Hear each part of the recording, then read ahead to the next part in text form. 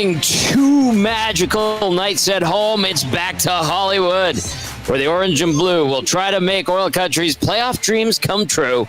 We get you set for Game 5 between the Oilers and the Kings right here on the GCL Diesel Oil Stream pregame show, live on location at Hudsons, Whyte Avenue. Very good to be back here on Whyte with some nasties already here. Come on. Well, we got Rob from the Grove. We got Corey B right here celebrating 1 year of having his EST tattoo. VR Montenegro just went to the restroom.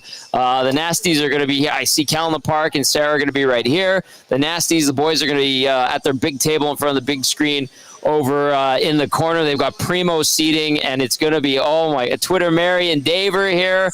We've got a great turnout already. So shout out to everybody who's coming. Hello, Dave. Good to see you. There we go.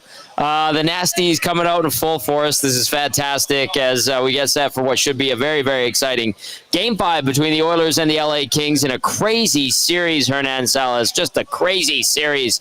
People are asking, what do you think tonight, Tom? I don't know. Expect the unexpected. What do you say to everybody? Yeah, we brought that up on our show. Like, what do we expect? And I think that's a consensus amongst most is we have no idea what's going to happen, Tom. Because nobody. The Kings and Oilers don't know. Like, we know the Kings are going to play well for about 50 minutes and then blow it somehow. We know the Oilers are going to show up late. But I don't know, man. Like, are we going to see a low-scoring game finally tonight? Or the goalie's going to stand on their heads? Like, it's so bizarre because LA's special teams were great to start. Now it's shifting over to the Oilers. The Kings keep blowing the third period leads. Yeah.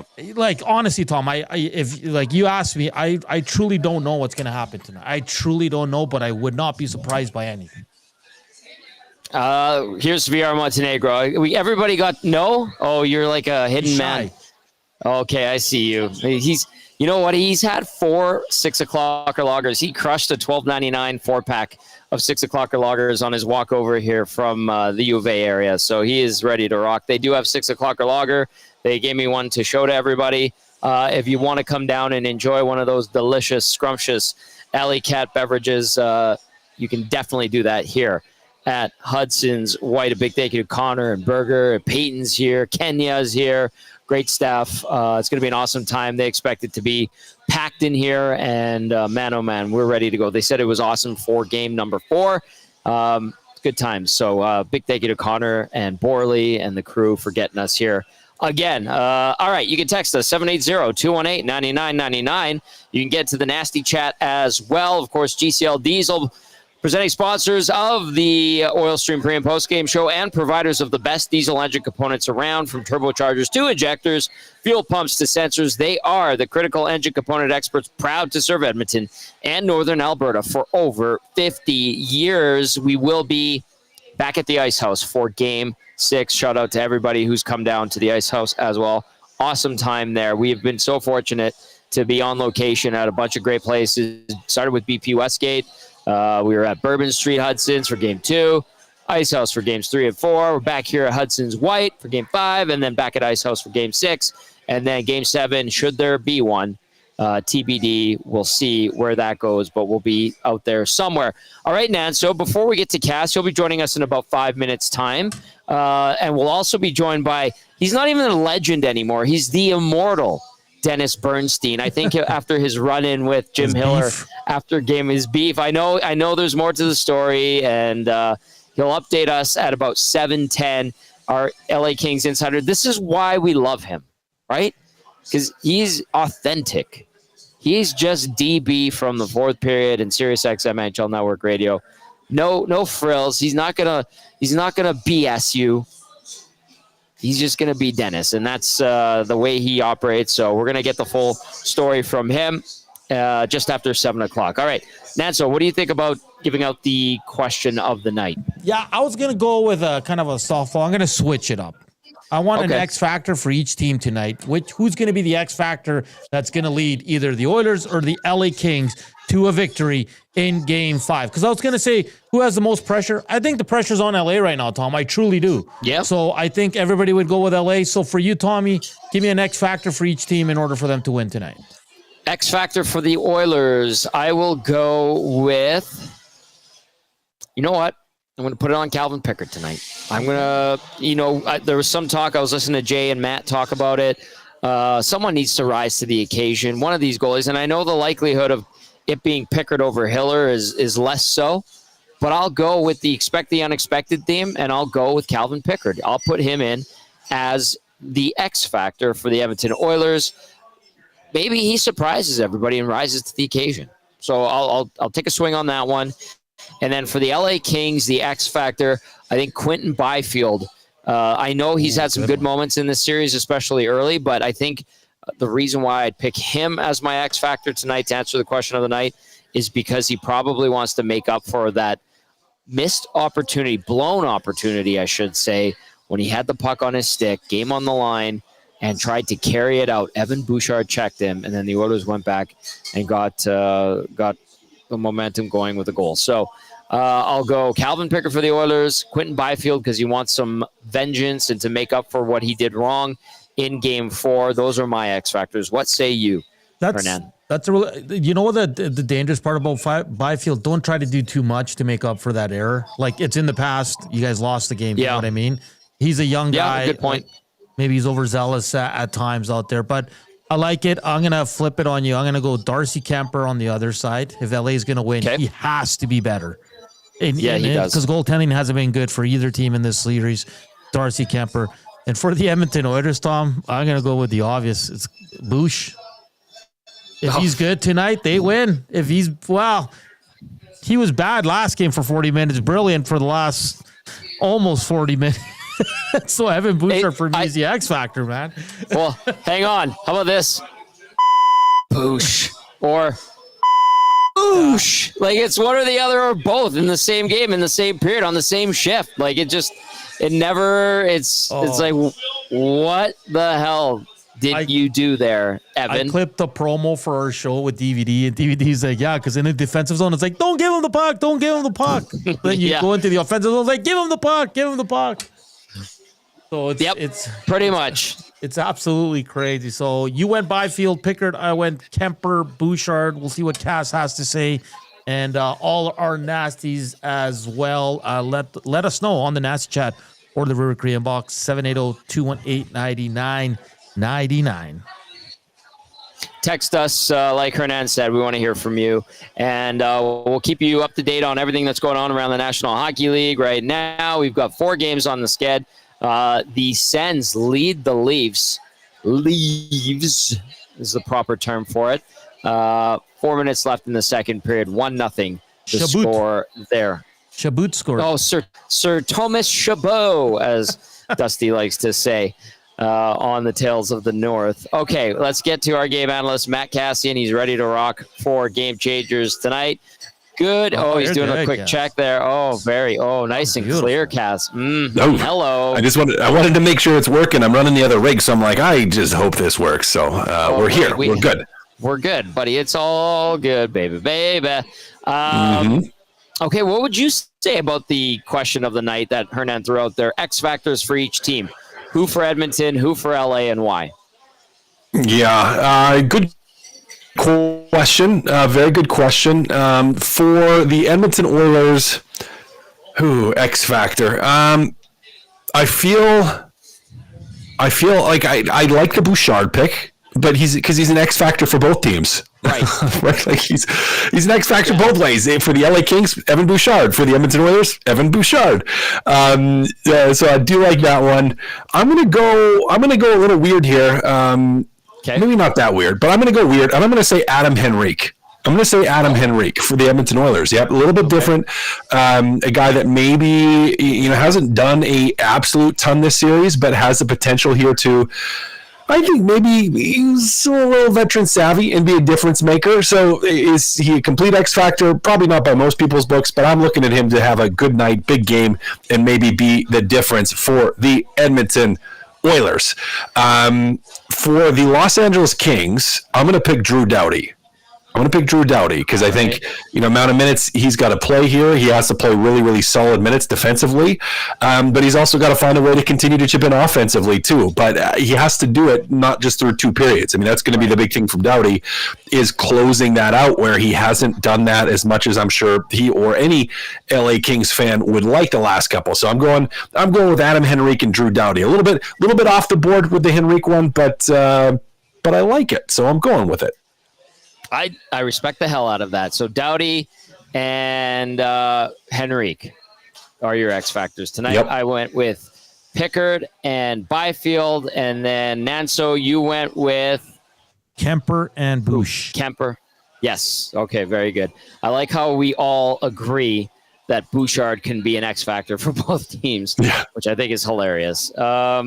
Displaced Yukon chiming in early says both teams' X factors are the goalies for me. And yes, Displaced Yukon, we are getting your texts. Absolutely. Keep those coming in. Jason in Leduc says, I've got some keys to the game, boys. Here they are. Number 1, score first. Yep. In the last 3.5 playoff series, the team that scores first has won 19 of the 22 meetings. Number 2, pucks on net, bodies in front. Kemper is not elite and has a tendency to allow things to affect him emotionally. The Oil should want to take away his eyes and find the resulting garbage. Janitor, anyone? Number 3, defense first. If the Oilers can score first, they should adopt the mindset that they need to be on the defensive side of the puck and their man. Don't cheat for offense unless they fall behind by a couple. These goalies are not the types to bail out a team that makes a lot of mistakes. That comes in from Jason in Leduc. Keep those coming in. 780-218-9999. Get to the nasty chat as well. Who are your X factors? 1 for LA, 1 for Edmonton, and why? We want to hear from you. That is the question of the night from the Latino Heat, Hernan Salas. Nanso, before we get into the nitty gritty of Game Changer, I just want to say something. I've known you for a long time. Mm-hmm. I know you love your Latino music and the salsa dancing, and you guys have crazy parties. I was so impressed by your singing yesterday that on my drive in this morning to the studios, Dusty played La Bamba, the clip. I cranked it. Oh, so well done, Hernan. This is my first chance to give you some flowers on that. Did you catch that, Cass? I didn't this morning, not live, but I did later. I found out about it this afternoon. I wasn't able to do. The morning was too busy, but the boys talked about it, Gager and Dusty, on the Two Guys in the Goalie podcast, and so I gave her a little listen because I had to. Got some pipes there, Hernan. I do love it as well. And I feel like we're so blessed because not only do we have Hernan, but we have the Slosh Clausen too, which is beautiful. So just vocal treats all over the place. Well, I appreciate that, boys. It's a wonderful song. It's such a happy song. I love it. It is a happy song.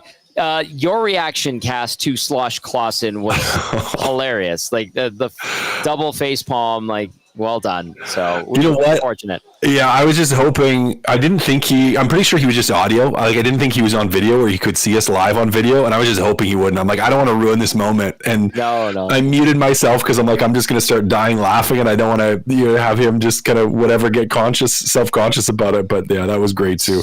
I feel like he was in a state of mind and being where he wouldn't even be self-conscious. Oh, probably not. Yeah. Right? Yeah. Probably not. Okay. Let's get into Game Changers here.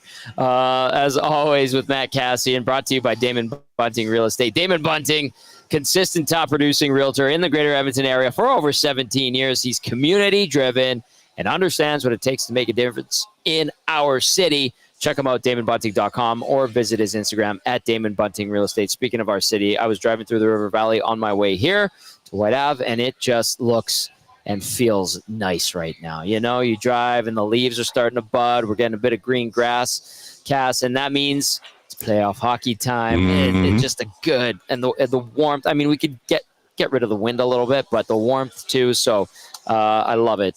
So community driven, yes, and our community looking really nice right now. I was just thinking that on my drive in. All right, let's dive into it, Cass. Number 1, I like this. I like where you're going with it. Silence the harmonicas from those lovely, lovely ladies. The lovely, lovely ladies. Let's shut those things right up. Let's get them, stomp on them, squish them, squash them, and make sure they're never heard from again. The harmonicas, not the ladies. The ladies are fine. Lovely ladies, yes. The lovely ladies. Yeah. But you guys already mentioned it. I can't remember who it was that texted in.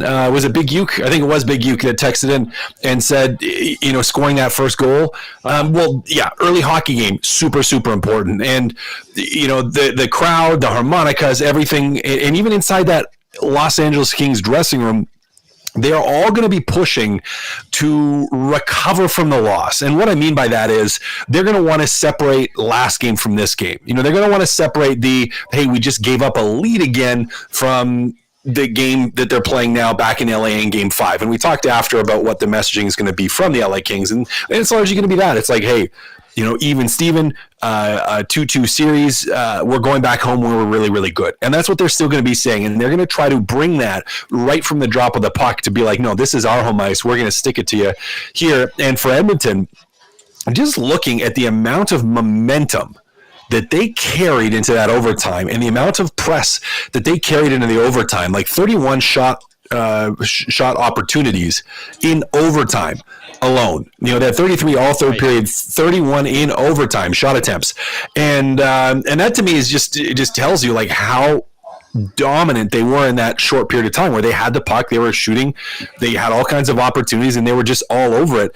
And if you can bring that, because I think this LA team now is fragile, like with you coming back in that game. I wasn't very hopeful going into Game 3. I still didn't have a ton of hope going into Game 4, but seeing how they played in that overtime just brought me up a little bit, knowing that or seeing that, yeah, in reality, in playoffs, they can still get to that level. And if they can bring that level early on, silence those harmonicas, Tom, that's going to go a long way. We've talked all series about the Oilers trying to create some doubt in the minds of the Los Angeles Kings. And I think early in this game today, especially, you have a huge opportunity to do that. Yeah. I think it was Jason and Leduc who had that point, but Big U was probably thinking it. Yeah. Sorry, Jason and Leduc. Wanted to give you right person props. So all good. Cass, in regard to what the Oilers were, that really seemed like Edmonton was imposing its will on LA in all of overtime until they finally scored. I think we've seen small glimpses of that in the first 3 games, and then we really saw them go pedal to the metal in Game 4. Can they do that for a full game? Can they do that to start a game? Is it sustainable? Do you sense that is something that is realistic, or is it going to have to be a bit of a tug of war again? Yeah, well, it's playoffs, so it's probably going to be a tug of war. It is. I don't want to say it's impossible to play that way for a full 60 minutes. It's not impossible. It is really hard to do that, and you are playing against another team that's going to try to make a push at various times. So, you can't expect you're going to be able to do that for a full 60, but you can expect to start the game with that. You can expect to be able to do it for periods in the game, and when you have let-ups, because other teams are going to make plays, other teams are going to push. When that happens, it's the bend and not break mentality. Right. Of okay, we have a little bit of a sag, we're not going to break, we're going to push back and get right back to it. It's like you have a couple shifts where the other team, they have a little bit of juice for a minute, and you're just like, nope, and reset and just get right back to how you need to play. Mm-hmm. All right, we'll see if the Oilers can control a game. They've led in this series for just over 29 minutes. Yep. And they do have 2 wins and back-to-back victories on home ice. That was point number 1. Silence the harmonicas. All right, point number 2 tonight on Game Changers. Cass, forgiveness. Oh, well, you guys brought him up. You guys talked about how he plays for both teams in some ways, can be a game breaker for both sides. But how quickly do we forgive Evan Bouchard? Absolutely atrocious in the first 40 minutes. And then out of nowhere, or I shouldn't say out of nowhere, but in typical just confounding Evan Bouchard fashion, pumps in 2 to pull you back into the game, and then's a big part of the overtime win. It's just...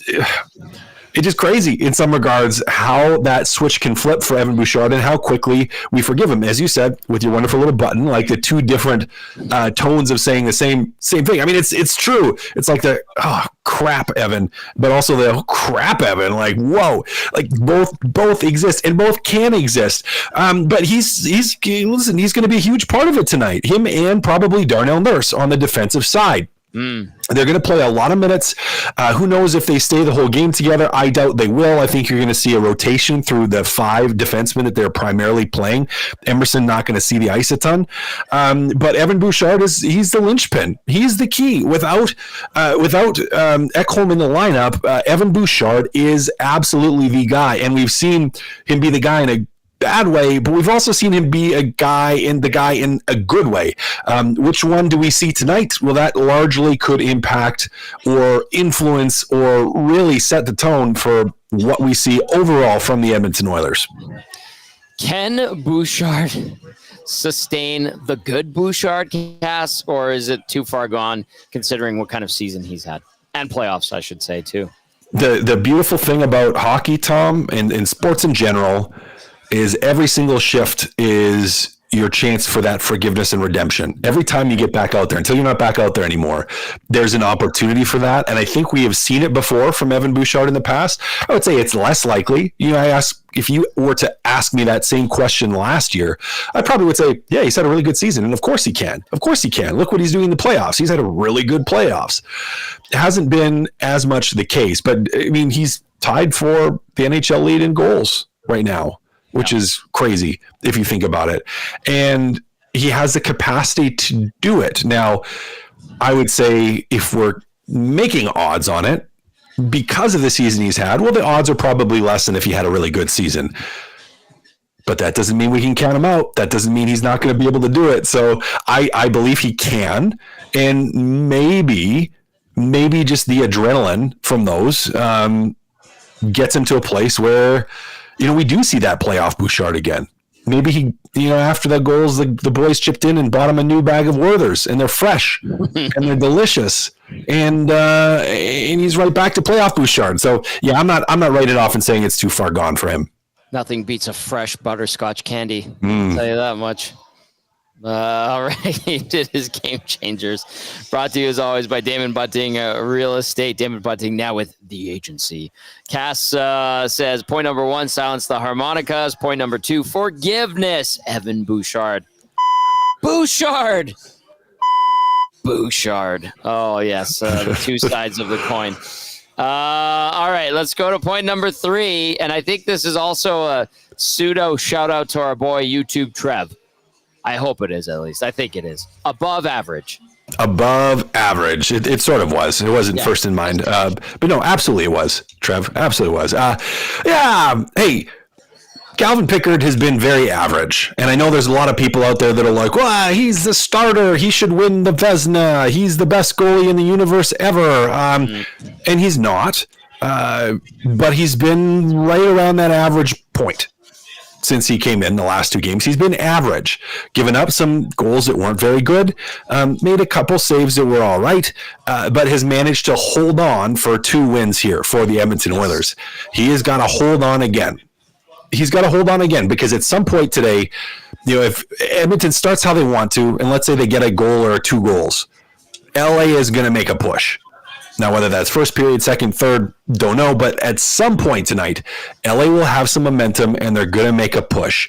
And I always hate the narrative, and I just don't like you just need one big save. Well, you just need the one big save. I'm like, well, save of last resort, maybe, but we just need him to be above average. That's what we need. We need him to be above average. If Darcy Kemper plays how Darcy Kemper has been playing, which is also below average, not very good, you need Calvin Pickard to just be above average. Give me above average.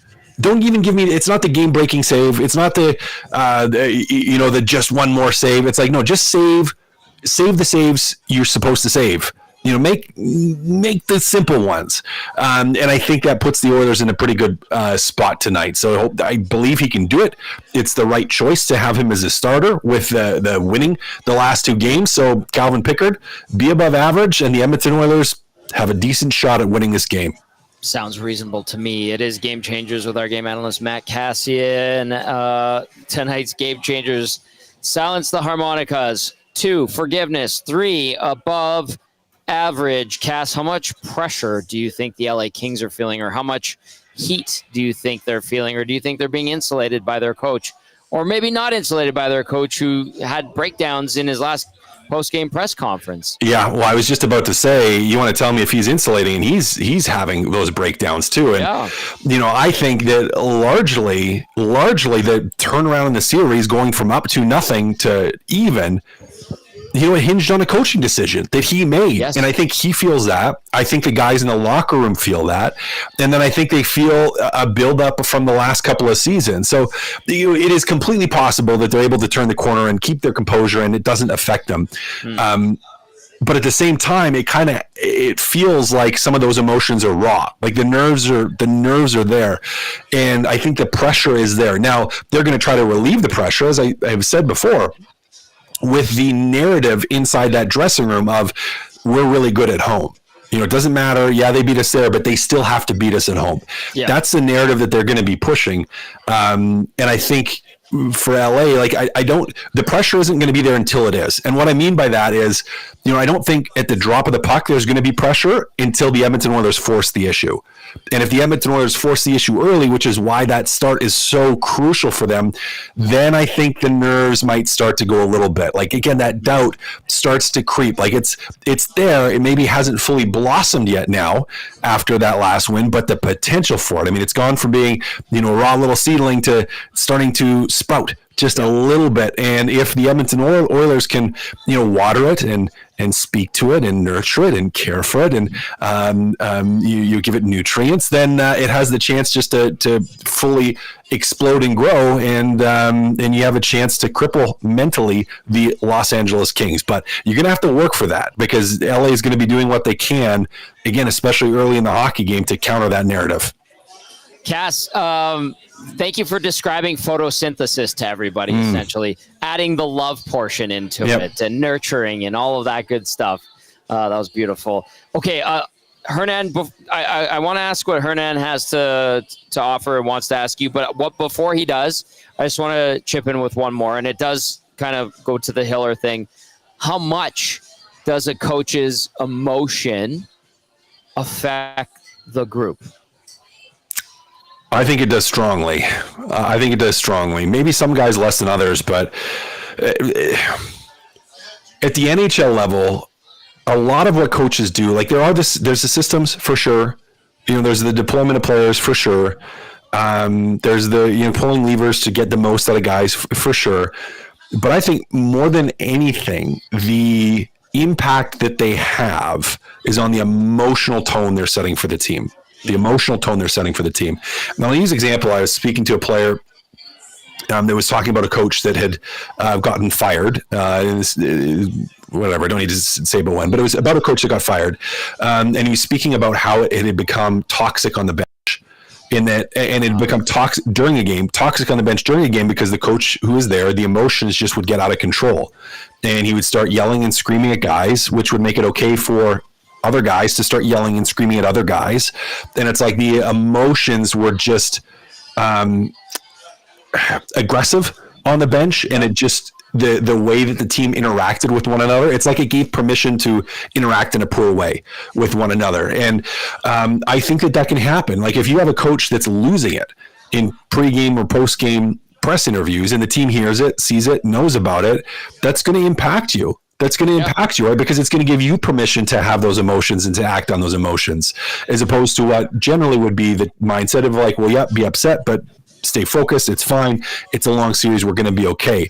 But then you respond in that negative way. It has the potential to be a big impact. So yeah, that just communicates to me that it is a group that is on edge that you could potentially take advantage of. I knew you would have a bit of an anecdote to share in regard to that storyline. So thank you, Cass. Appreciate that. All right, let's get Nancito back in here. Nanso, what you got, big boy? Cass, I wanted to ask you, a player like Dustin Byfield, Tommy brought up, like, he had the blunder that led to the tying goal. For a guy that young, it can go one of two ways. He can really bounce back, play solid, kind of lead his team to victory. But on the other hand, being a young guy, he might be wanting to do too much to make up for that mistake. What do you think the advice is from Hiller and maybe the vets on that team to Quinton Byfield ahead of tonight? Because he feels terrible about that blunder in Game 4. Yeah, well, he knows that the opportunity to end the game was on his stick in some regards, and he takes a more conservative route and more conservative play, and the game might be over. And you haven't won the series, but you very well might win the series at that point. Yeah, you'd hope guys that have been around and played lots in the playoffs, like a Kopitar or Doughty, are going to be pulling him aside and talking with him about it. And the message is going to be, hey, team win. Even though that was a mistake, yes, 3 or 4 things still had to happen after that for the puck to go in. So it wasn't just you; it was everybody on the ice, including Darcy Kemper. Like, it was everybody on the ice where that puck ends up going in the back of your net, not just you, not just that one play, because you don't want him to try to do too much. Now, I would say, with what we know of Quinton Byfield and what I have seen from him this series, is I would lean towards he doesn't strike me as a guy that's going to try to do too much, just from a style of how he plays. Like, he's a guy that plays the game pretty honest. Like, yes, he'll take penalties on you, but he'll try to hit you. He'll try to suck you into things. But he does play the game in straight lines. Now, he does it very well, but it's not like he's a player that's... He doesn't strike me as like, I'm going to try to force this thing and do too much. He's more like, I'm going to try to run you over and go through you and prove it to you that way. Like, I'm going to try to make up for it by just being dominant, not by dinking around and trying to do things that may be outside of my skill set in my game. Now, it is possible that he does, and I think that youth would be the reason for that if he does, but I have a feeling we're going to see a good game from him tonight. I would lean towards the most likely him not overreacting to it and more just using it for him anyways to batten down the hatches and just do what he does well, but try to do it at an even better level. Beautiful. Anything else for Cass, Hernan? No, I'm good. I just want to update you guys. Devils were up 3-0. It is 4-4 in the second period. Wow. So... they're only 11 minutes in, and we've had 5 goals already. So, excellent game to tune into. All right, Cass, let's see what happens tonight. Let's see if our X Factors are the guys that rise to the occasion. I'm assuming it'll probably be a combination of a couple of our X Factors, but it should be a fun game. Buckle up, get that seatbelt fastened tightly, because with these two teams, who knows, man? Like, if somebody asks you, what do you expect tonight, Cass? What do you even tell them? I don't know. I have no idea. Exactly. Yeah, no idea. Yeah. No, I'm right there with you. All right. Great stuff as always, Cass. We'll catch up with you on the post-game show. Sounds good, fellas. Look forward to it. That's Game Changers with our game analyst, Matt Kassian. Excellent as always. He is ready to rock for tonight. And if you're just joining us, he says, silence the harmonicas, forgiveness for Evan Bouchard, and then above average, talking about Calvin Pickard getting some above average goaltending, looking for a third consecutive win. Hernan Salas, we do have a couple of texts I want to get to. I also want to shout out Cal in the Park and Sarah, who have arrived. Big Uke is here. I just saw another couple come in. So we've got a lot of nasties here, and they have been doing a little bit of renovations here at Hudsons, Whyte Avenue. The back bar, they took the bar out, and there's more seats and tables, and they've got some TVs in there. So it's going to be awesome. And when it gets to like 25 degrees, Hernan, by this weekend, these doors are going to be open. Nice. This patio, they're just finishing up this patio here. They're getting brand new furniture for the patios. Connor Yakubuski was telling me, and they are ready to go. It is a hot corner in the city, right? Nice. It's a great spot. You got the old Strat. Yeah, you got the Strat back here. Julio's, I think, moved over a couple. There's a few other places, and this is the anchor and has been for decades. You got this new container park over there. It's a hot corner, so it's like Jasper and 109th. It's a hot corner. This is on the Whyte Ave portion of it, and they've got a great setup here. It's going to be a great time. So come on down if you don't have any plans. It's going to be busy. A lot of people book their tables, but they find room for everyone. That's how good they are here at Hudson's. Also, I should mention too, they do have 6 o'clock or lager. They do have Birdie Booze. They still have some Birdie Booze. We're cooking up something with Birdie Booze. Strathcona Spirits. had that unfortunate, the explosion and the fire, and they've kind of had to put things or dial things back a little bit. But there are some deals that you can take advantage here on game days. $9.99 Stadium Pints, Bud Light, and Henry Hudson's Lager, and then $6 Espolón tequila shots. Did I say that right? Espolón? I've never heard of that. Espolón. It's Espolo backwards accent N. Espolón. It's Espanol, maybe? No, there's no Español. It's Espolón. Espolón. Something like that. But they got tequila shots on special for $6. Dusty says, and then $9.99. Save a seat for me, Tommy. For Dusty? Yeah. Oh, for him, anything. Absolutely. It's going to be great. Dusty joining us will be awesome.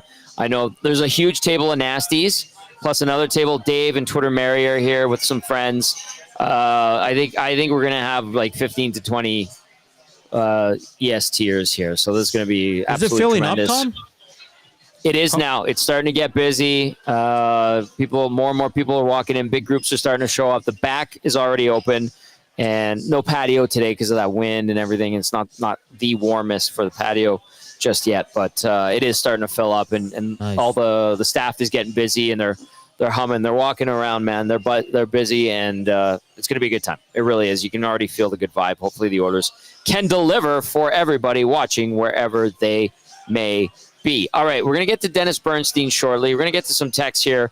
We do have some clips from the locker rooms as well. This is from Atif. Says, Matt, Tommy, Nanso, how you guys doing? I'm going to take it easy tonight and watch the game at home. Get ready for Thursday. I'll come visit you at the Ice House. Thank you, Atif. I agree with you, Matt, that Calvin Pickard is not the greatest goalie of all time, but he's a solid goalie, and that's all you can ask for. He makes the saves when the Oilers need it. Hopefully Pickard will play great again tonight, and the Oilers will come home with the 3-2 series lead for Thursday. I'll tune in after the game on the best post-game show in the city. See you then. Go, Oilers, go. Atif. He signed his name twice. I'm going to read it verbatim. Big Dave says, the wife and a couple of kids wound up sick. I can't come down and hang with y'all, and that's a bummer, but I'm still hoping for a big game and an Oilers W. X Factors tonight will be Nuge for the Oil and Coach Hiller for the Kings. He's answering the question of the night from Hernan Salas. Latino Heat says, give me your two X Factors, Kings and Oilers, a pick from each side. CB radio guy who knows a thing or two about listening. If he's a CB radio guy, he says, please play the Latino Heat version of La Bamba. That's not up to me. Look at you contemplating. I don't know if I have that. I know Dusty has it, but Dusty, he's got his little tickle trunk that he keeps locked up. Oh yeah, he's got his little. Let me search for it, Tomas. We'll see if we can find it. We'll see if we can do something. We do have something. You said something special coming up. I don't know what you meant by that. I'm looking forward to it. Andrea says, Jason's on his way. I'm home dying. Oh, Andrea, if you're not feeling well, get well soon. I want you to get well. Ice Cube, who thinks he's hilarious, sometimes Ice Cube, says, I wonder how Jeff Malott impacts the game. Wait, let me find it. Let me find it. What are you going to say? Go ahead. I was just going to say, that's one of the questions I have for DB, man. Are they going to run a little bit of these guys in at least early in the game to give the other big boys a break? It's an interesting dilemma there in LA, my friend. It is. Well, he's going to be joining us right away here. So Ice Cube says, I wonder how Jeff Malott impacts the game. There you go, Coob. You got a laugh from your thousands of fans. Oh, they're still laughing. All right. Keep those texts coming in, 780-218-9999. I'm going to get to the lines for tonight. The starting lineup brought to you, as always, by South Fort Chev. Buy now and save. 0% financing. OAC up to 72 months, or save up to $8,000 on 2025 Silverado 1500s. And it's that time of year. You should have gotten this done by now already, but if you haven't, get your seasonal tire change service. Mention that EST sent you. Receive an on-rim tire change for $59.95 plus tax. They're also giving a big discount on inspections when you get your tires changed. So see dealer for details. www.southfortchev.com. Drive a little, save a lot at South Fort Chev. Little tinkering, let's call it, from Chris Knobloch. We'll see how long this lasts, if it does even start this way. We've seen some smoke and mirrors from Knobloch, which I think we can all appreciate. He did it to perfection the other day when he showed nuclear but switched it up. Tonight, it looks like McDavid between Nugent-Hopkins and Hyman, Draisaitl between Podkolzin and Arvidsson, Henrique with Kane and Brown, Janmark between Frederic and Perry. I'm encouraged by Frederic and his skating ability, which seems to be getting better, which is good. And I'm encouraged by Evander Kane catching up relatively quickly after missing the entirety of the regular season. So some encouraging signs there. And then splitting up Draisaitl and McDavid and moving Nugent-Hopkins from center to the wing with McDavid. I understand and could see this legit being how the Oilers roll things out, because you're on the road. LA's got last change. You're spreading out the wealth. And we do know that depending on the situation, Draisaitl and McDavid will play together. On defense, Nurse with Emerson, Kulak with Bouchard, Wallman with Klingberg. No Jeff Skinner, no Kasperi Kapanen, no Max Jones, no Derek Ryan, no Troy Stetcher. Troy Stetcher is healthy and available now, which is a good sign. For the LA Kings, I believe I was reading Zach Dooley and looking at what DB was saying. I think they were optional again, the way they rolled things out last game. We do know Alex Turcotte is going back in, and so is Jordan Spence. So this is a guess, and maybe DB, who's standing by, might be able to clarify. Kopitar between Kuzmenko and Kempe. Byfield between Fiala and Laferriere. Deneau with Fogle and Moore. Hellenius with Malott and Turcotte. Mikey Anderson paired up with Drew Doughty. Vladislav Gavrikov with Jordan Spence. Joel Edmondson with Brant Clark. No Akil Thomas, no Kyle Burrows, no Jacob Moverare. Starting goalies, we do know these ones. 33-year-old Calvin Pickard for the Oil, 2-0 record, .329 goals against average, .889 save percentage in 3 games this postseason. Lifetime in the playoffs. Pickard has had 6 appearances. 3-1 is his record, .277 goals against average, .901 save percentage in those 6 games in the Stanley Cup playoffs. And then at the other end of the rink, it's 34-year-old Darcy Kemper. He is 2-2 with the .374 GAA, .881 save percentage in 4 games this postseason. Lifetime versus the Oilers in the playoffs. Kemper 2-2 record, .401 GAA, .873 save percentage in 5 career playoff games against Edmonton. Remember, he played in a 1 with Colorado, didn't finish that game, got some ice chips in his eyes. Let's go to the Advantage Sport Medicine and Physiotherapy injury report. At Advantage Sport Medicine and Physiotherapy, we treat you like the pros. Our multidisciplinary team includes sports medicine physicians, along with highly skilled physiotherapists, strength and conditioning coaches, and massage therapists. If you have a nagging pain you'd like to see go away, book your consultation today. www.advantagesportsmed.ca. For the Oilers, Matthias Ekholm, lower body. Don't expect to see him anytime this round. I quite frankly wouldn't expect to see him in the playoffs. That's just me, though. Alec Regula has been out all year with the knee issue. As for the Kings, Tanner Jeannot, day-to-day undisclosed. Bernstein told us about his injury last pregame. So without further ado, let's get to our good friend Dennis Bernstein at Crypto.com Arena. Look at you with that eating grin. You just with that eating grin because you've been a naughty boy, Dennis. I'm kidding. You've been awesome. I think I was saying this earlier. You've gone from legend to immortal here in Edmonton. The post game the other night, people were like, how dare Hiller do our boy Bernstein dirty like that? That's how much they love you, DB. How are you doing? I'm sure you've recovered from that. Sure. Give us the scoop on all of that and how things went down there. I was low key though after it. Like when I landed in LA, I tweeted, I just landed in LA. Why do I have all these people, these new Oiler fans following me? Because they love you. You know why. Okay, so here's the thing. Okay, big picture. A good man had a bad night. He actually had 3 bad nights in Edmonton. Right now, I will say this, and you won't see it on the video this morning at the AM skate, but for about 3 to 5 minutes, when Jim Hiller walked in the room to his media availability, he basically was contrite and without apologizing, apologized for how his approach to me on the other night. So we're good. But, Tom, you would have loved this. So he's looking at me and goes, okay, I want to reset. Are we good? I just stared at him with a poker face for about 30 seconds. I just looked at him and went, we're good. So, little lesson. It was, because here's the thing. It went viral. Viral. Like, everybody saw it. And I think that, I didn't really feel bad for the coach because he's accountable for the interaction. Felt bad for, like, his wife and his kids who saw that, and it wasn't his finest moment. They talked about it on our NHL network in the States here yesterday, and Mike Rupp and Brian Ball made a great point. And it's not about the interaction with me, but if you're Connor and Leon and you watch that video of the other coach, you're thinking, we got him. Mm-hmm. We got them. They're done. They're cooked. They're not cooked yet. But I will say this, Tom, as we approach game time, the most significant game in Kings franchise history since they won the Cup. It's been 11 years. Yep, tonight is. I won't say it's the most critical or a must-win. It's the most significant. Because, Tom, here's the difference between these two teams, and that's just more organizationally. This is not an emotional series for the Edmonton Oilers and their management and their fans. It is a very emotional series for the Kings, for the front office, for the coach, and especially their fans. So when we went from 2-0 and you only have to win, 2 more out of the next 5, and the Oilers have to win 4 to go to this, from that point to this point, and the way you lost them, I understand why Jim Hiller was not composed in the post game. Right, but he was contrite about it. He wants to go forward, and I do. So it's a closed case. But he even said to me, "It's good for business." I go, "For my business, it's good.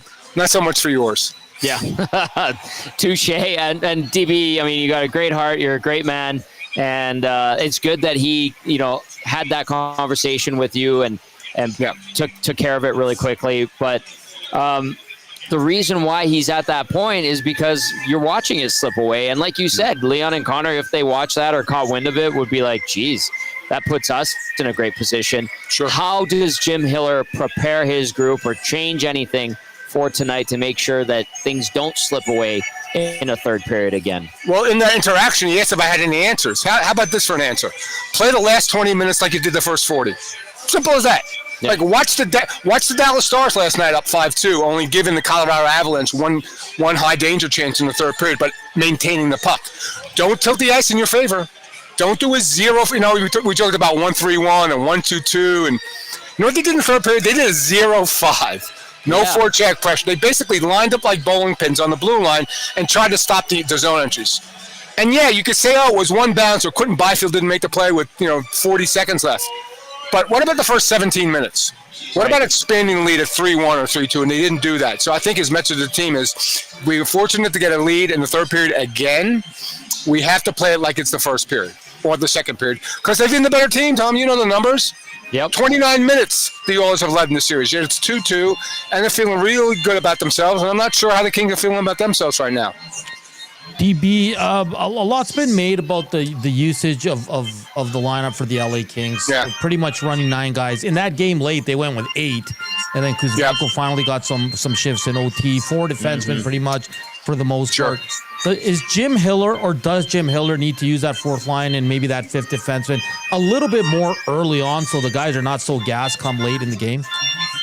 Latino heat. I think part of it was being on the road and not to get the benefit of the matchups. Because if you throw the 4th line out there in a puck stoppage, they're going to throw Connor, Leon, and Perry or Kane out there. I think that was the one concern. Won't happen tonight, right? You have that, but you're right, Hernan. You can't play him 2 minutes a night. You can't do it. Kopitar's 37. Phil's Deneau's in his mid-30s. And even let's say it works, but you got to look at the big picture. If you really think your team is that good and going to go on, what's it going to do in the next round against Vegas? It's going to exhaust your team. You can't, and I know it was an overtime game, guys. Yeah. You can't play Joel Edmondson 37 minutes. Can't do it. So if you can't trust Spence, who played 16 minutes a night and now played 231-0, and now he's going to go back in, you have to be able to trust your younger players, and that trust hasn't been there in those games in Edmonton. DB, I wanted to ask you. Go ahead. Sorry, Tommy. I wanted to ask you about Jordan Spence, because in the regular season, every time I saw LA played, he was pretty solid. Like you said, he was a 60-minute-a-night guy. Why has he gone away from Jordan Spence in this series? Because he has since game 1. I think 2 reasons, 90 and 91. I think the physicality around the net by Perry and Kane took him out of the game. He's not a big guy. They list him at 5'10", 190. Nah, he's maybe 5'8", maybe 170. That physicality isn't there. It's not there. I think they're really sweat. He can hurt them offensively. I think the feeling is around that they have enough offense to win. They need more defense, and he's not a defensive first player, but at some point in time, you're going to have to make plays, right? And I think it goes back to trust. You got to put him in, and you can't do that because even if you get, like, one of two things happens. You lose this series, and everybody's going to rip you, or you go into the next series totally exhausted and totally spent because you finally slayed the playoff dragon. That's why I keep calling the Edmonton Oilers. They're the Kings playoff dragon, and they're trying to slay him, but you can't play not 8-4. You can't play 8-4. Like, you gotta go. You can't do it. It's not the 3-on-3 overtime for 5 minutes. They have to change the deployment of their players. We've got some Ottawa fans in the house. The Sens just took a 2-0 lead. Yeah. If you're hearing the siren here at Hudsons on Whyte Avenue, we're live on location. People are just pouring in now. We've got a good group of EST listeners that are already here. Actually, a few tables of them, which is excellent. So 2-0, Sens lead the Leafs. All right, Dennis Bernstein from the fourth period joining us now, our Kings insider. DB, one thing that we have said throughout this series is Darcy Kemper hasn't been the same Darcy Kemper from the regular season. This postseason, 374 goals against average, 881 save percentage. Yep. He was announced as a Vezina finalist, not surprisingly. What have you made of his performance? Can he salvage this thing? Like, what's going on with Kemper? I think all three Vezina nominees should renounce their candidacy. Vasilevsky, bravo, right? Hellebuck, yep. And Darcy. Here's the thing, though. They wasted a heroic performance in the third period in overtime by Darcy Kemper. If that guy shows up for 60 minutes, guys, I'm going to come up there with the Kings' ability, clinching. He played great in those 2 periods. He didn't get any run support, and now it's 2-2. So I think they're less concerned because the way he performed late in the game, even though it wasn't a victory for him. But that was the Darcy Kemper that we've seen all season, and Jim Hill's got to hope that he can replicate that over 60 tonight, Tom. 780-218-9999. Get into the nasty chat as well if you're watching on YouTube. Dennis Bernstein from the fourth period joining us right now on the GCL Diesel Oil Stream pregame show. DB, I said this to Cass earlier. People have been asking, what do you expect tonight? I don't know. I genuinely have no idea. Do you have a better sense of this? You're down there at the rink. What would you say, DB? I think it's, remember I told you the last game that they scored 10 in a game, so they're going to score another 10. I think we're looking more towards a 3-3, like game 4 from a scoreline standpoint. I don't think there's going to be a lot of offense. I will say one thing, Tom. Can the friggin' linesman drop the puck the first time? Thank you. Unbelievable. It's been definitely the last game. Not sure in 3, but 4. Are you kidding me? The false face-offs every time, Tom. Yep. But I think it's a situation where I think the goaltenders are playing better. Cal played great late, played great in overtime, made a couple of big stops, even though the Kings didn't offer much offensively. So I think the goaltenders are starting to run in a little bit shape. So I don't think those easy goals that you might have seen earlier in the series you'll see tonight. So I think I'm leaning towards maybe another 4-3 final tonight. So still the over, but not a plethora, not a propensity of offense. Give us an idea of where Kings fans are at collectively. Let's see. If I took a poll right now and firing the coach, what would the vote be? I don't know, probably 75-25 to fire him. Yeah, I would imagine They're so. nervous, Tom. They're nervous because the Dragon is now starting to breathe fire, right? 2 power play goals the other night. A last-minute goal, right? A game they should have won. They didn't win. And if it was any other team they would play in the playoffs, you know what they would say? It's 2-2. We have two games at home, 2 out of 3. King fans are sweating right now. Yeah. They should be, but if you truly believe that your team is better pound for pound, and a lot of people do, and I still think the Kings can find a way here because they have played exceptionally well at home. Yep. But Kings fans are nervous because it's the same. You know what? It's not matchup fatigue, right? This is a great series. It's turned into another great series. Yep.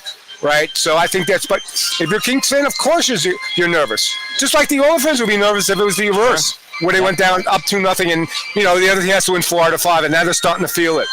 And they can't stop Leon. What is that? 18 straight games with a point, second longest streak in playoff history. Yep. They should be concerned. They should be worried because this team has their number, and it's trending in that same direction as we get to Game 5.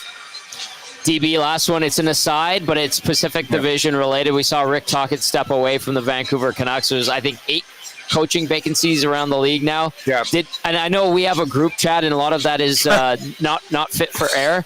Not fit for anywhere. Probably 99% of it not fit for air. But did I see O.J. Woodcroft mentioned somewhere in there? Yes. Legit? Are we being legit here? I think we're being legit here. I think he'd be a nice match in Anaheim as well.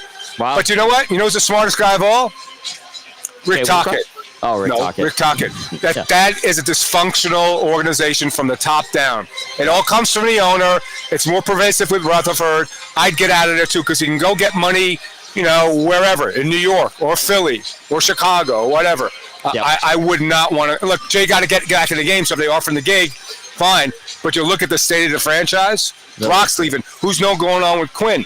And, and I know people are talking about Tocchet for New York, but Tocchet can control JT Miller in Vancouver.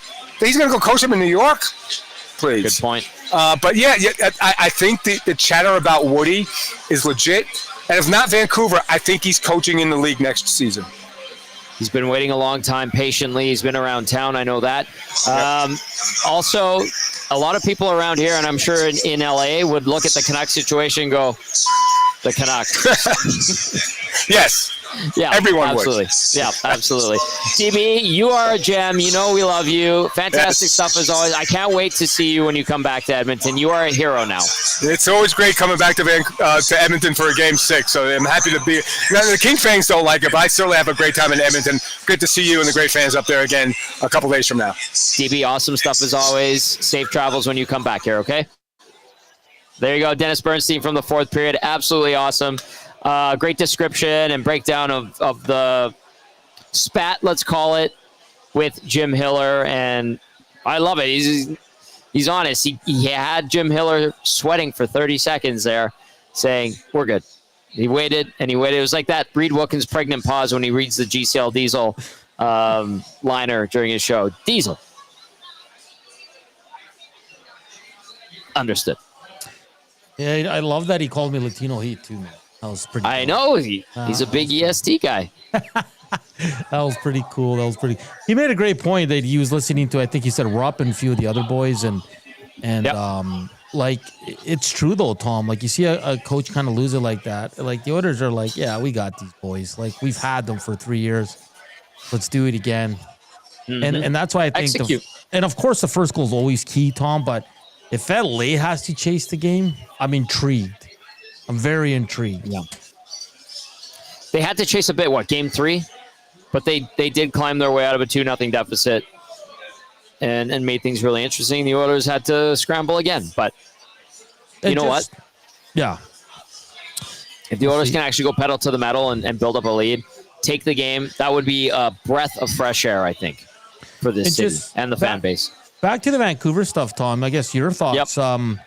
He makes a good point, man. Dysfunctional organization. I think last year, and I've brought this up countless times. They were the 2017 Oilers. Everything went right last year. Maybe they punched above their class. Maybe they were ahead of their time by 1 year. But this year was a complete disaster, Tom. And And I think people have to be clear here, because on our show, people were like, well, they fired him. Well, no. He decided not to stick around there, and for good reason. And I was seeing Farhan on Twitter, and he goes, this might be a rebuild again. Like, that's how bad it's gotten there. And it's unreal, Tom. It truly is. And you brought up Woody. I think there's going to be a lot of good candidates there. And it's going to be interesting to see what happens in Vancouver, man. Like, that team, before the season started this year, a lot of people in Vancouver were talking about Stanley Cup contenders. Well, they had a great season last year, and they had all the pieces. Yeah. Then their goalie, his knee, he's this really weird injury where he had to go consult with like 2 or 3 soccer players in Europe who've had the same knee issue. They had to sign Kevin Lankin into a deal just for insurance for Thatcher Demko. And then their 2 biggest stars in Pettersson and Miller can't stand each other, and it finally comes to a head, and they have to get rid of one guy. And then they trade Miller, and oh, by the way, they traded the wrong guy, and we kept hearing Pettersson's name in trade rumors. And then what's Quinn Hughes going to do? What are you doing with Brock Besser? Are you going to extend him? Oh, and then Alvin goes out there and says, if you would have seen the offers we got for Besser, you would have shake your head or shook your head too. And like and DB just straight up said it from the owner down. It is a mess there. The fact that they were able to have a first place Pacific Division champion season last year is a miracle because they had great talent. They got good goaltending. They had a coach who kept it together, but he could only do so much. And it's to the point where, and I let it slip a couple of times because I was hearing things out of Vancouver like, Tocchet ain't coming back. He doesn't want to coach that team. I'd say it on Hello Hockey. Like, he wanted out and didn't really hide it. And then finally, you get the announcement today to make it official. So that's a bad situation, and it does start with the ownership. The owner has you want to talk about a coach having influence? An owner has influence too, because it sets the tone for the entire organization. If you don't like your owner and he's a weirdo, that screws everybody up. And listen, there's a lot of them out there in this league and other leagues too. And it sounds like they offered him a pretty hefty contract, Tom, and for him to pass that up is telling. And one of the other parts that's concerning is the coach. Well, he's no longer the coach. The president calling out their best player about how he trains. Pretty much calling him, mess, man. Lazy, soft, whatever you want. Like, you read between the lines there, but it is a complete mess. And I'll be honest, last year I thought Vancouver would take the next step. I think the surprise has arrived, if I'm not mistaken. It has arrived, yes. All right, I should have been ready. No, he wasn't supposed to go in. We sent him a link. So. Oh, he sent him. Well, he's here. Yeah. What a pleasant surprise. I should have gotten this ready. I love it. Well, come on in. Do you want to run Ryan Nugent-Hopkins in the meantime, Natso? Yeah, let's do that. Good. All right, we're going to do that. I'll get everything set up for our surprise, and he'll be back right after the Nugent-Hopkins presser. Okay, here we go. Things were in this not as positive as they are now. What do you think about the situation the team is in, fighting back the last two games to get themselves back in the series? Obviously we're pleased with the way that we battled those last two games, but those are behind us now, and we're looking forward to tonight, and it's just one game at a time. So obviously we know the situation we're in, but we just got to focus on tonight and go from there. A lot is made of Game 5s when the series is tied 2-2. The team that wins Game 5, I think, wins like 80% of the time. You guys were in a similar situation last year in Vancouver. Do you take anything from that coming into this situation? Yeah, we know these games are important. At the same time, whatever happens tonight, we keep pushing on. It's a cliche, but we do. You just got to focus on the game at hand, and we've done a great job so far at different points of this series of being resilient and finding ways to keep ourselves in games. And even though probably haven't played the cleanest 60 minutes that we wanted to see so far, so tonight, big start's important. We know these guys come out with energy in their building, especially, and we're going to need to match that right away. Coaches talk so much about urgency and the need to have urgency at the beginning of these games. How do you get that, combat that energy that they bring and bring that urgency first thing? Yeah, I think you can simplify things, not turning pucks over and just putting pucks behind and then trying to build a forecheck and getting everybody skating. And obviously when you're turning the puck over and giving them looks, giving them opportunities, they get some life from that, and it sucks some juice right out of you. So you got to keep it simple, and I think that'll be our focus tonight. You have to try to, when you're playing a team that plays their style, is it even more important to get the lead once in a while? Yeah, of course you want the lead. You can't, dwell too much on it if they get up 1 or 2. We've found ways to come back, and they don't make it easy for sure. And no matter who you're playing, it's easier to play with the lead. But I guess a defensive-minded team like this, they make it difficult. But it's always our focus. But I think just having that simple, fast-paced start is important tonight. You've played tons of playoff games in this building. Maybe now I should have done the math. Maybe more here than anywhere. Is it worth anything? Like, does the experience, does coming to the same building, does having one in here, is there anything that helps you tonight out of all of that? I guess you start to get used to playing in a building like this. Yeah, I mean, obviously they're never cheering for you, they're never on your side, but at the same time, you get used to the ice, you get used to the feel in the building, and yeah, we have lots of experience in here, but obviously every night's a little bit different, so excited for tonight. Ryan, you talked about starts and how important starts can be, especially against this team. What did you like about your guys' Game 3 starting that you hope to replicate here today? What was going right for you guys in the early season? I think one of the things that we can take into tonight maybe is we were putting a lot of pucks on net and kind of building our game from there. And I think when you're throwing pucks to the net and you're ready to get those rebounds, it's tough for the defending team to kind of they're watching you more than the puck. So as an offensive guy, you can go grab it and play from there. So I think that's something that obviously starts with a forecheck and making sure that we get some time in zone. But yeah, I think putting pucks on net and building a game from there. And how about Hernan Salas? He has the second highest points per game in NHL history amongst defensemen, playoff points, with the minimum 50 games. I mean, just his production in the playoffs, when it matters most, and his ability to also showcase his clutchness. Yeah. I mean, he's been obviously huge for us, not just this series, but in the past too, and he has a way of staying so even keel that those big moments, they don't seem to get to him. He just keeps rising his game, and so you know that when there's a big moment, he's ready to step up. But I mean, he just stays calm, cool, and collected, and pays off for him. You guys had a lot of guys that were just coming back for the playoffs. Now, do you feel that the longer this thing goes, the timing, the wind, and things, kind of get back? Yeah, I think I'm sure as individuals, it's nice to get a few games under your belt and start to feel the puck again and feel good about your game, and but also as a team, when you get the same group together for multiple games, you start to build as a team too. All right, that was Ryan Nugent-Hopkins. He's got a goal and an assist through 4 games this postseason. Dusty Nielsen joining us. He's got a fresh 6 o'clock. Oh, what a treat. Look at what a treat this is. A pleasant surprise. Hernan Salas back at EST Global HQ.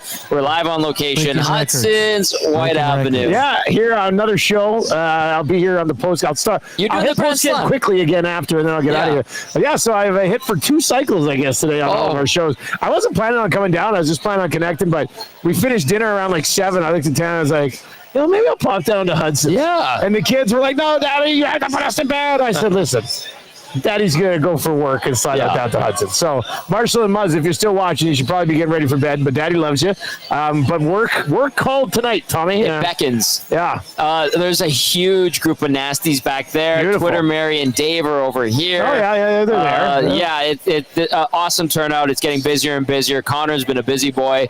There he is. He's getting things set up. Show some reserve signs on some tables, too, so that's good. Exactly. They've got the back room open. It's great. The bar top's filling up. We got Kenya helping us out. She's awesome. She's working with a yeah. I didn't even notice that earlier. Yeah, she's grinding hard today. She's great. And you know what? Do you think she's faking it for extra tips? Not a chance. I would totally do that if I was a server. She was bouldering, apparently. I'd go. She was what? Bouldering. Is that when you're climbing on boulders? Climbing, yeah. Like well, that's what climbing. you get for doing something ridiculous like that. Come on. Also hilarious how Marshall was looking at doing some shifts at EST. Oh, yeah, he's ready to roll. I respect that. Yeah, what a 10-year-old. He's ready to roll. 10 years old. Yeah. He's going to start cutting audio. Yeah. Okay. So Bernstein was on here. He explained the whole Hiller spat and dispute and all of that. What did you make of it? Because I thought it was pretty upfront and honest. And yeah, I thought it was. Bernstein was good. He always is. I was listening on iHeart on the way down, and yeah, I thought it was good. He said, he won't see anything, but he came in today and kind of didn't apologize, but sort of said, it'll be good. Man to man, Which will be fine until after the game when they blow a third period lead and Bernstein throws the same question at him. Yeah. We'll see how it goes. We'll see how it goes there. I know you guys, I think it was Hernan brought up the fact that, do you start mixing in some of these other guys a little bit? I know Bernstein said it's whole matchups, but even in games 1 and 2, what did that line play? 4 minutes still?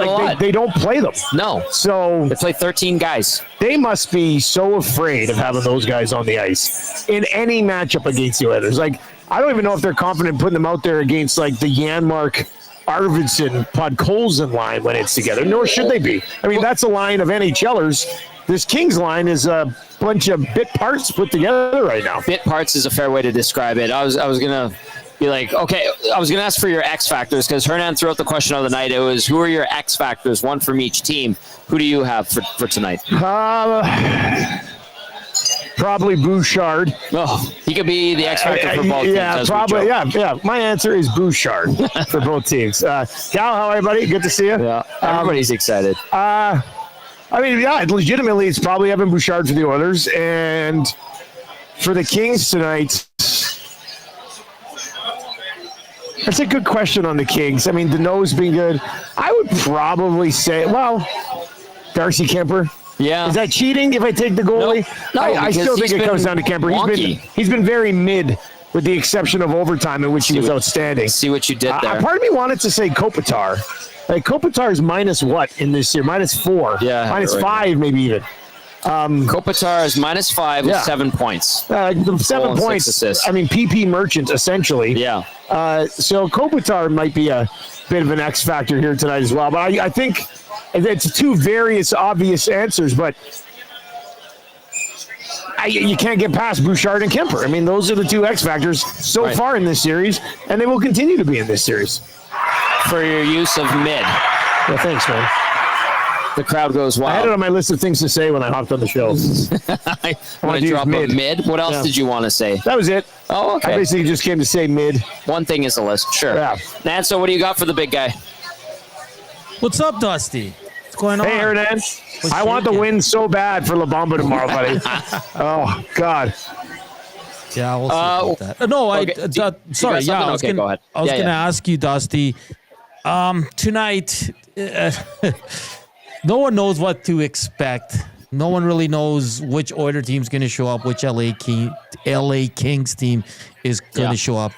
Are you looking at this like the pressure is fully on the LA Kings tonight, like 100%? There's nothing on the Oilers? Good question. We haven't really talked about VR. What's up, buddy? We really haven't talked about the pressure. Right. Like, we talked about who has the advantage coming into Game 5 from what's happened, but that's a good question on the pressure. if I had to put percentages on pressure, I'd probably say like 80% of it's on the Kings here. Yeah. I mean, if the Oilers lose tonight, they will be facing elimination next. Getting pushed to the brink of elimination is not good, so maybe they feel that a little bit. But you're the Los Angeles Kings.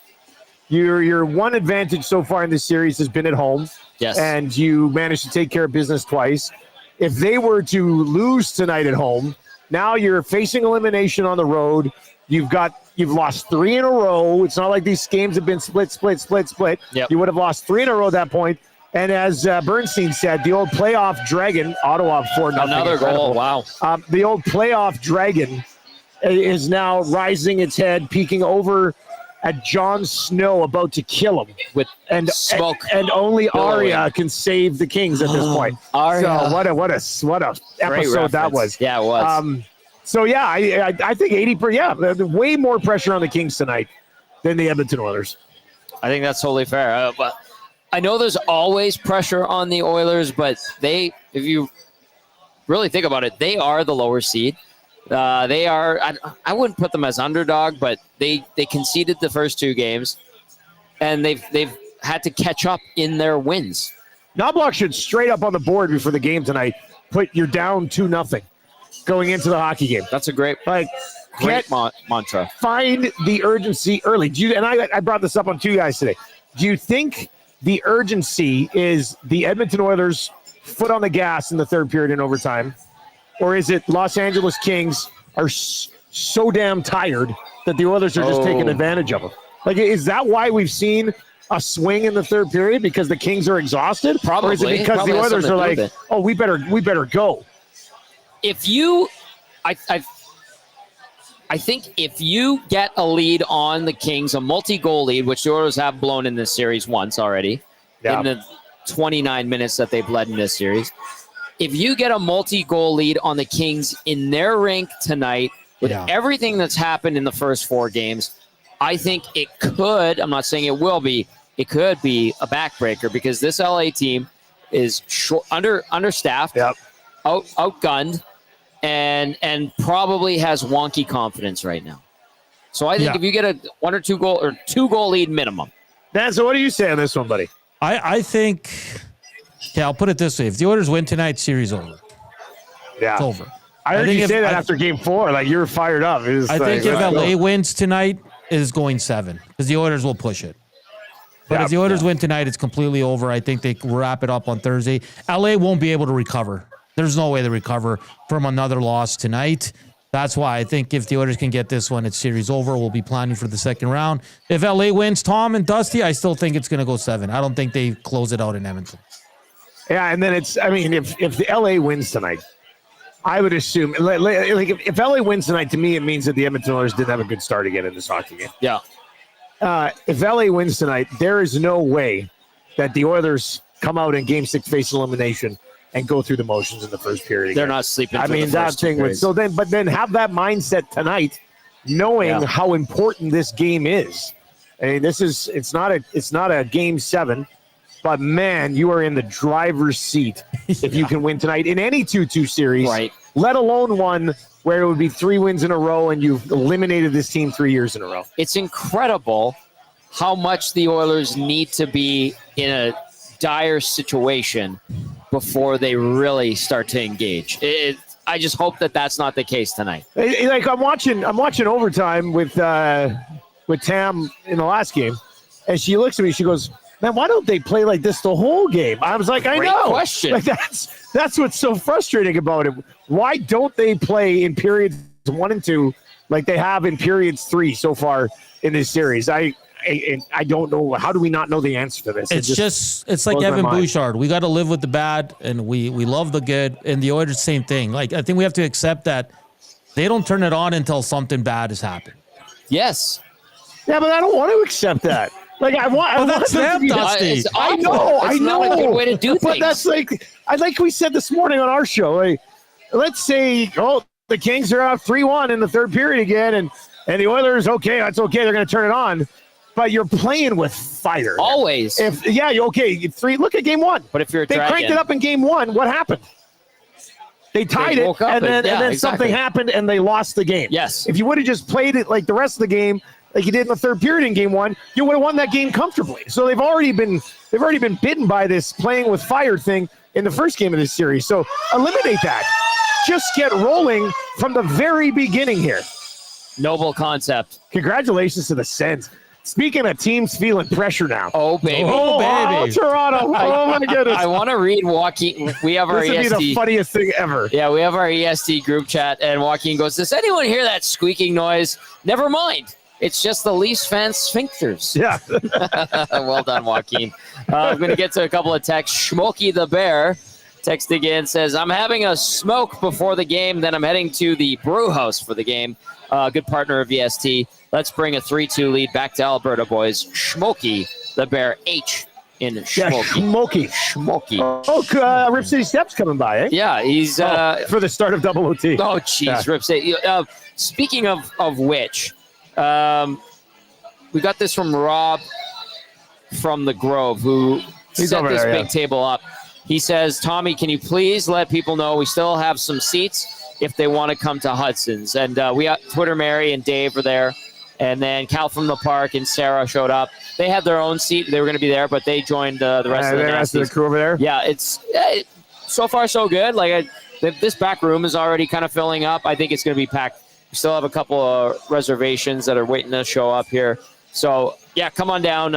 If you want to join your fellow Nasties, we're at Hudson's on Whyte, Gazzola, Nielsen, and then Cito back at EST Global HQ. Rob from LA is actually checking in from Austin, Texas. Nice. Great town. Says, let's go. Let's go. Jeff W. says, is this interview happening in a circus tent? I was talking about DB. Still better than the harmonica, though. I got a text from Sean May, the Kings PR guy, who used to be the Oilers PR guy.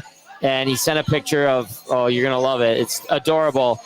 It is the harmonica crew.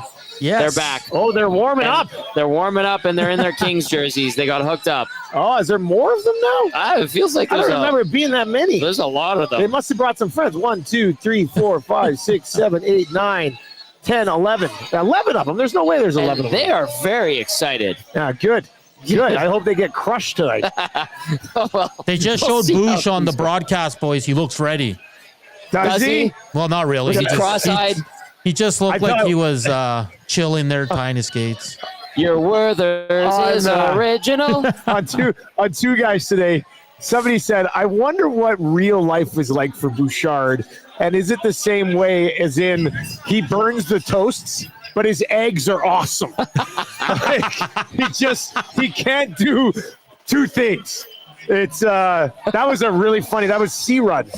And the two guys chat today. Did that one text of the day? No, I was two guys. So we don't have two a guys. text Yeah, today. never mind. Sorry. But my bad. man, that was a funny message. Oh my God. Can you imagine him making you breakfast and he throws down the toast and they're rock hard, and then he's got like some Gordon Ramsay style scrambled eggs, like just. Well, Dusty, your tweet about chef. fill in the blank on Bouchard, like I was reading all the Yeah. comments, I was just giggly, man. That's good stuff. Oh man, a bunch of the replies were classic. Yeah. But I mean, I think he's the most pivotal guy.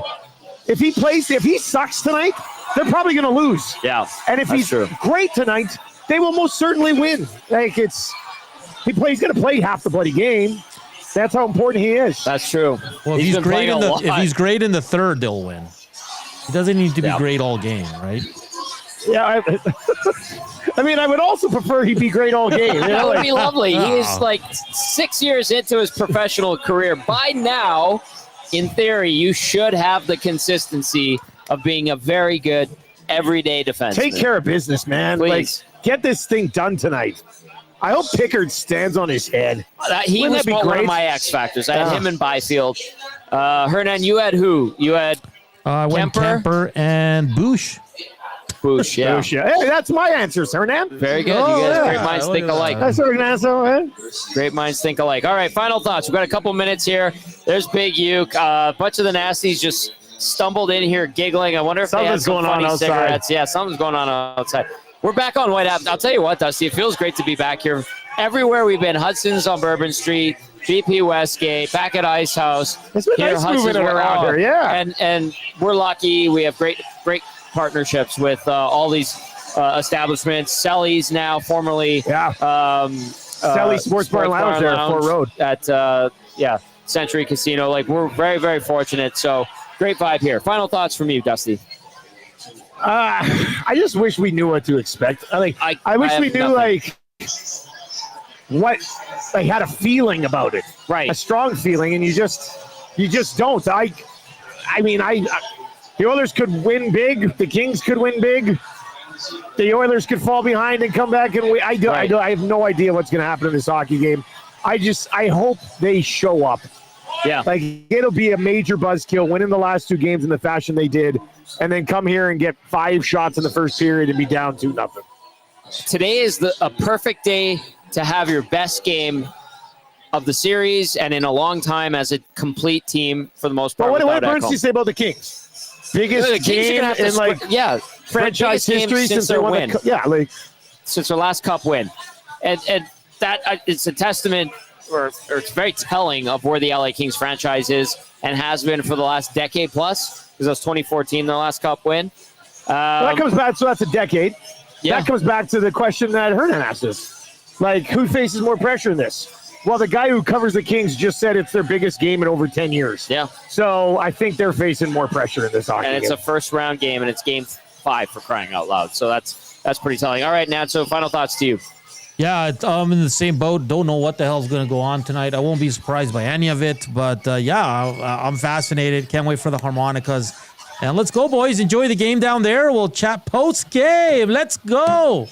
Let's go. It's been an awesome pregame show. It's getting rowdy in here. It's really picking up. It's going to be a great crowd here at Hudson's Whyte Avenue. Still a couple of seats available with the Nasties if you want to come down and don't have any plans. Dusty's here. I'm here. We're going to have a lot of fun. Come on down. Who knows what the hell is going to happen 3 hours tonight. from now, it will be 1-5 one way or the other, man. Oh, God. Will it ever? God. Nance, are you going to be okay back there by yourself, man? You're going to be losing your mind. I love being alone, buddy, watching the games. He's got a fresh pack of darts. He's going to be just fine. Angelica sent him to the studios with a fresh pack of darts. All right. A huge thank you to Dennis Bernstein. A huge thank you to Dusty Nielsen for hopping on. He's doing the Grand Slam today, which is awesome. Busy boy. And for Reed Wilkins and Matt Kassian, I'm Tom Gazzola. Say thank you for listening on iHeart, TuneIn, of course, EdmontonSportsTalk.com's audio player. And to those who watch, you guys are awesome. Hit that thumbs up button on your way out. Huge audiences, and we want to keep building this bad boy up. And we can't do it without you. So thank you. Tell your friends, all that good stuff. We will see you on the GCL Diesel Oil Stream post-game show. What's going to happen tonight? Who the knows? Watch your language, son. Oh, I'm not going to bust out a silly, silly. That's right. Yeah. That's right. For Dusty and Hernan, I'm Tom and Matt, I should say. We'll see you on the post-game show. Ciao, ciao.